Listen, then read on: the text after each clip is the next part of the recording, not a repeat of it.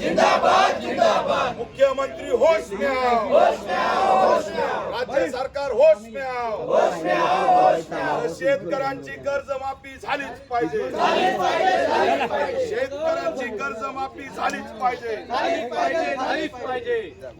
Doctor Babasaheb आंबेडकरांचा आरक्षण आमच्या हक्काचं, आरक्षण आमच्या हक्काचं,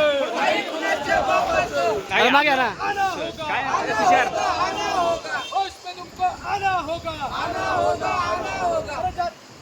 आरक्षण जिंदाबाद जिंदाबाद जिंदाबाद, जय भीम, जय भीम, जय भीम, अरे बोल दलिता, अल्लाह बोल, अरे बोल दलिता, अल्लाह बोल, अरे बोल दलिता, अल्लाह बोल, अरे बोल दलिता।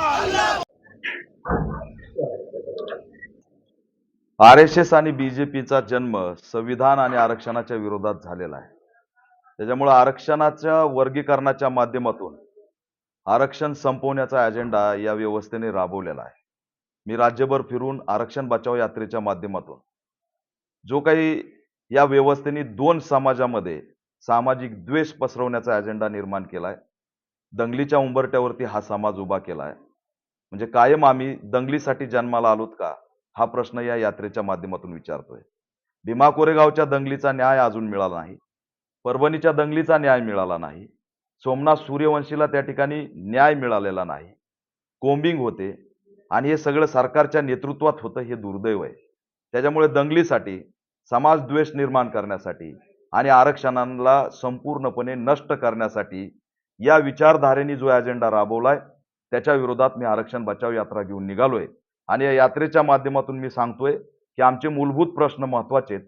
आजही आदिवासी समाजाच्या पाड्यावरती पाणी पोहोचलेलं नाही, वीज पोहोचलेली नाही, ATM तर खूप लांबची गोष्ट राहिली। तो माणूस म्हणून आजही त्याला एक सामाजिक स्वातंत्र्य मिळालेलं नाही।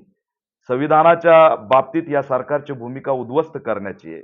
बौद्धगयासाठी आम्ही करोडो लोक रस्त्यावर आलोत, बौद्धगया आमच्या ताब्यात दिली जात नाही। त्या ठिकाणी EVM हटावचं आंदोलन आहे, SIR रद्द झालं पाहिजे याचं आंदोलन आहे, त्याच्याकडे सरकार लक्ष देत नाही। हंटा व्हायरसनी एंट्री केली आहे, महामारी येण्याची शक्यता आहे। देशाचे पंतप्रधानच या ठिकाणी जागतिक संकट असल्याचं जाहीर करतात आणि जागतिक संकट सांगून सुद्धा बी बियाण्याचे रेट वाढतायत, खतांचे रेट वाढतायत, महागाई वाढली, त्या ठिकाणी कांद्याला भाव नाहीये, पेट्रोल डिझेल गॅस मिळत नाहीये।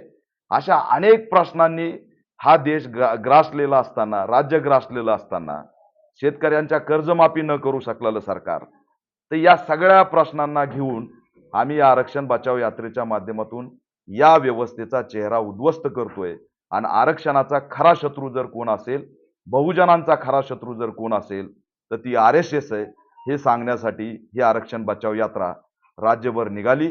बिलोली पासून त्याची सुरुवात झाली होती, धुळ्यात ही आली आणि आता उद्या परत पश्चिम महाराष्ट्राकडे ही यात्रा जाणार आहे।